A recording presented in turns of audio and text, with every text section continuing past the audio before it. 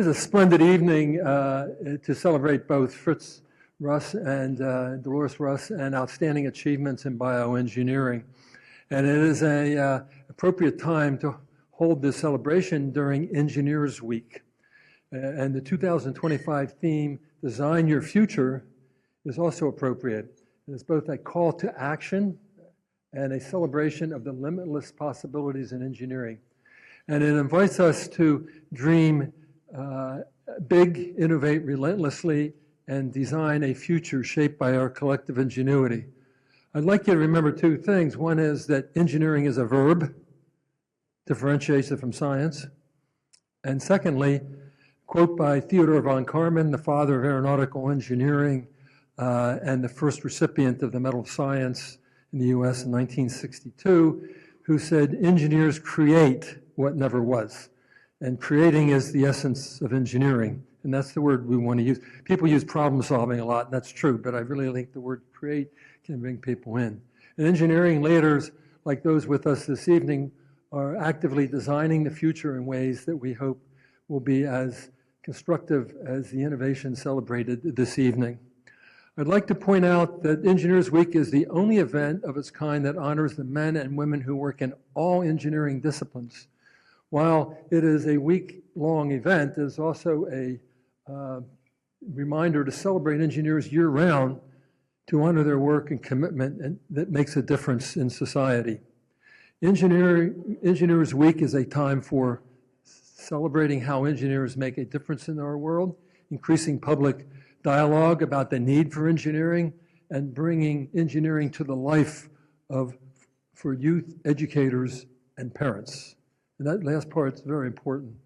To that end, our award recipient, Dr. Shanks, attended the Future City Competition awards ceremony yesterday, and I also did that, and so did Janice. And the Future City Competition is a hands-on, cross-curricular education program that brings STEM to life for students in grades 6 through 8, and now continuing through high school. Thank you, Ian, and Janice for being there and supporting this event and spending time with the students and observing their creative designs.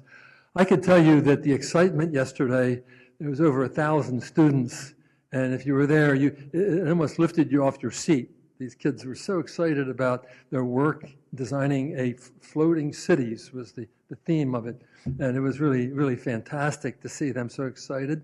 It was also exciting to see that over half the participants were women. We're trying to encourage women in engineering and science, so it was really, really terrific. These students are the future.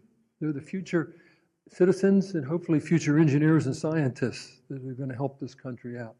The Future City competition was sponsored by Discovery, an organization that promotes engineering to youth.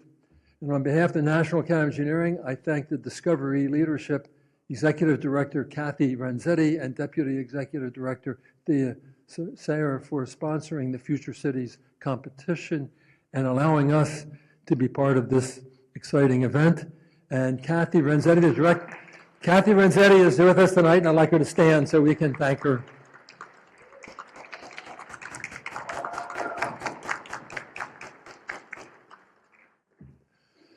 Tonight, we present the prestigious Fritz and Dolores Russ Prize, which honors the creators of some of the world's most important bioengineering achievements. So now, please welcome Dr. Donald Leo, Executive Vice President and Provost at Ohio University, who will say a few words about the prize and this year's recipients. Don?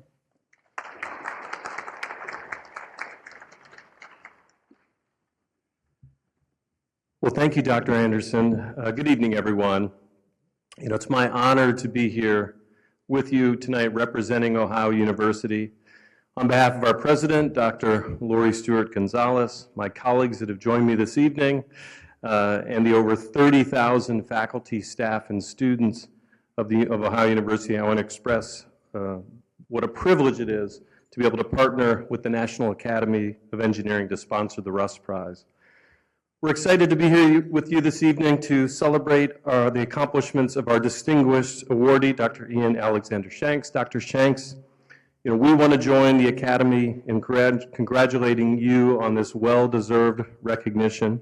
As an engineer myself, aerospace and mechanical, I'm inspired by how you combined your engineering skills and creativity with a lot of hard work to develop technologies and devices that have improved the health of millions of people across the world and saved countless lives. So thank you for all that you've done.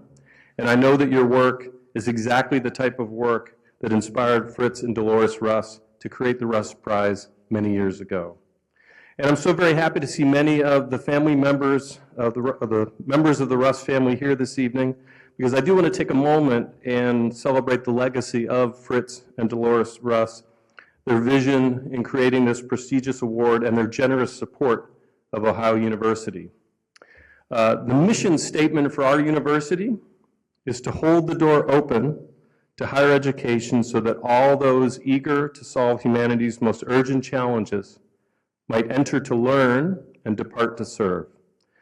We would be hard-pressed to find two alumni who exemplified that mission better than the Russes. They both came from small communities in Southeast Ohio. They attended and graduated the university, went on to serve their country during World War II, built successful businesses, and then gave back to their communities, their nation, and their alma mater. It's an honor for us to be part of a small part of their story, and we're so grateful for their vision and generosity. And before I close, I do want to let you know that 2 days ago, our university celebrated its 221st birthday. We were founded in 1804. Thank you very much. I did tell Dr. Shanks that I looked out when the University of Glasgow was founded, and it was founded a few years earlier in 1451. But anyway, Ohio University was one of the first institutions of public higher education in the United States. And I think this evening is made even more special knowing that the experiment in education that started over 200 years ago is still having an impact today by honoring such distinguished individuals as Dr. Shanks, and through the continuing legacy of people like Fritz and Dolores Russ. We look forward to the next 200 years. Thank you.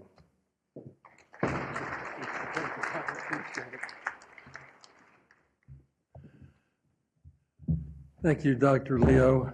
I think 221 years, we should call you the Ohio University. Not the other school, right? The Ohio University. There we go. So the Russ Prize recognizes bioengineering achievements in widespread global use that improves human condition. The prize recipient receives a $500,000 award. I'm not sure what that is in pounds, but it's certainly up there. Commemorative medallion and hand-inscribed certificate. 2025 Fritz J and Dolores H Russ Prize recipient is Dr. Ian Alexander Shanks. Ian is recognized for inventing the electrochemical capillary fill device, which gives diabetes patients and caregivers accurate and timely blood glucose measurements for diabetes management. ECFD technology revolutionized significantly advancing care for millions of people who have diabetes worldwide. Ian invented ECFD biosensors in 1982 while at Unilever Research Corporation. Almost all blood glucose test strips are based on his invention. Such strips are still the gold standard for self-testing and for monitoring diabetes. The ECFD is an innovative blood glucose monitor that requires only a small sample of blood from a finger stick, making it possible to achieve accurate glucose monitoring on a personal basis and in the home. And that eliminates the need for arm blood draws at laboratory facilities, providing a quick, accurate, inexpensive, and simple way to measure blood glucose levels for diabetes diagnosis and management. Most of us know somebody who needs this, and maybe in our family. Equally important, ECFD devices can be manufactured inexpensively in large numbers, so they're affordable. As a distinguished and inventive scientist and engineer, Ian has extensive research and management experience in industry and governance and relevant experience in science education. Ian has been awarded the Order of the British Empire and the Royal Society's Royal Medal in Applied Sciences for his innovations.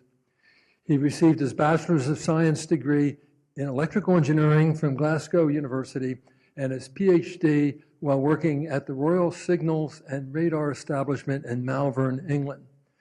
In recognition of his invention of the ECFD, which greatly advances diabetes management for patients and caregivers, we honor Dr. Alexander Shanks. Congratulations, Ian, and please join me on stage.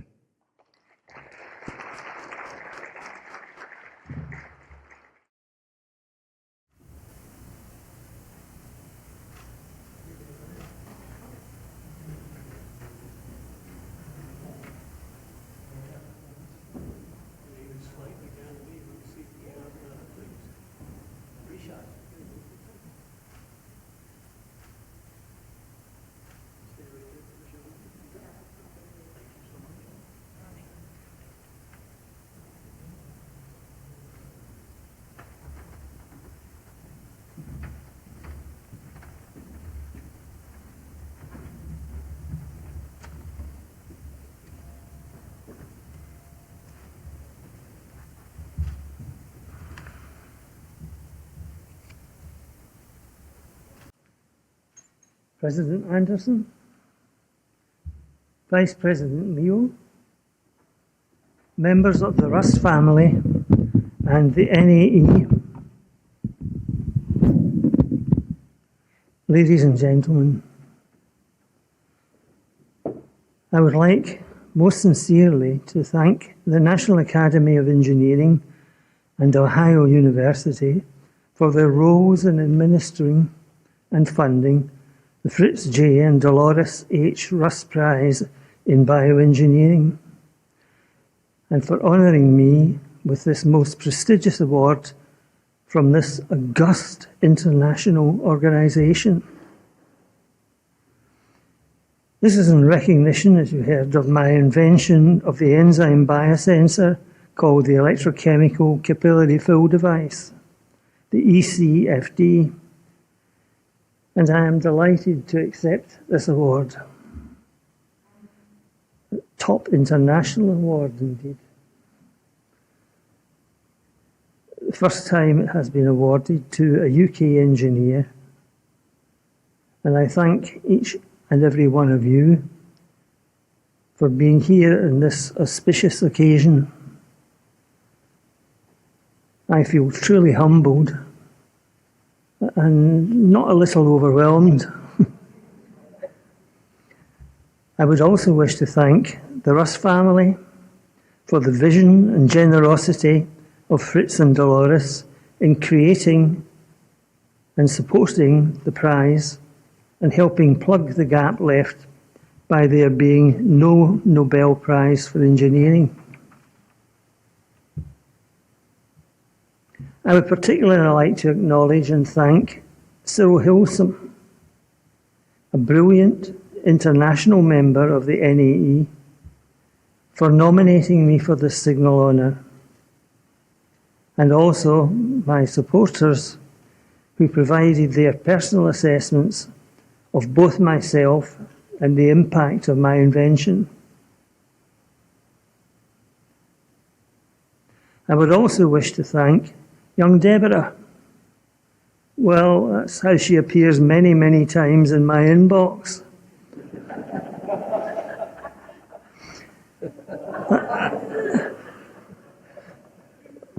For her advice and guidance on getting here on time and in good order, and for supervising the dinner, the paperwork, the presentation, and much else besides.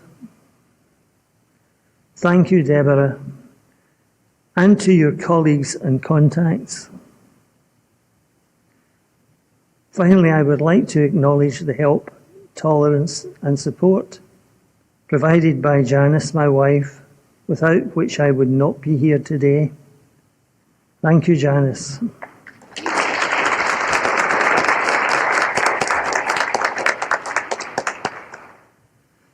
Like Fritz, I also came from a working family, a Scot from modest beginnings. I graduated with a BSc in electrical engineering from the University of Glasgow and went on to work for my government, researching into the then little-known field of liquid crystals. Simplicity and cost were at the core of my invention of the ECFD. Having conducted pioneering research on LCDs, that means liquid crystal displays, for 10 years, I then moved to Unilever to initiate research into biosensors, a field that combined the devices of physics with the molecules of biology. This out-of-the-box thinking resulted in an innovation that integrated the physical sciences with engineering and biology. I was able to learn enough about the latter to use my expert knowledge of liquid crystal displays to envision how the mass manufacture of digital watch LCD displays could be adapted to create many billions of inexpensive, accurate, simple-to-use blood glucose biosensor test strips that could be used by diabetics easily, rapidly, and virtually painlessly to self-test their own blood glucose levels and avoid the often dire consequences of their disease. Although Unilever, my employer, patented the ECFD, it chose not to exploit the invention. But after 12 years of simply keeping it in force, they granted fully paid-up licenses on request for the ECFD to be manufactured and sold by a wide range of medical products companies around the world, including many based here in the United States. This has underpinned the creation of a world market with sales measured in hundreds of billions of dollars and enabled hundreds of millions of diabetics globally to monitor and control their affliction, which is the best way we have of keeping them healthy. There's also a legal dimension to this story. In 2019, after 13 years of financially and reputationally perilous litigation, the UK Supreme Court, in a landmark decision, awarded me substantial compensation from Unilever as a fair share of their outstanding benefit from licensing the ECFD patents. This also established legal precedent for how the UK 1977 Patents Act should be interpreted in the future, thus inspiring, incentivising future UK employee inventors. This was the first such award in over 40 years. It is pleasing that the diabetes test strip I invented still remains in a variety of proprietary forms, and about 30 years later, the gold standard for controlling the disease and checking the calibration of the new wearable continuous glucose monitor products now in the market.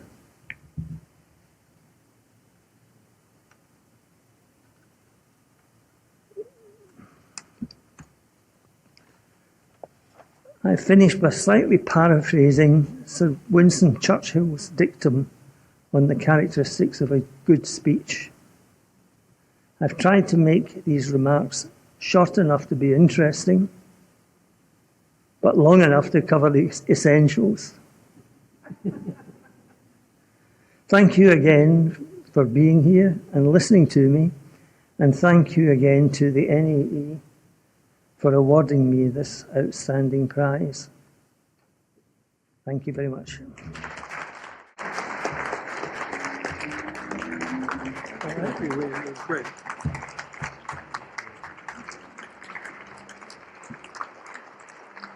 We're going to go this way. All right. Let's leave it at this. I'll just leave it.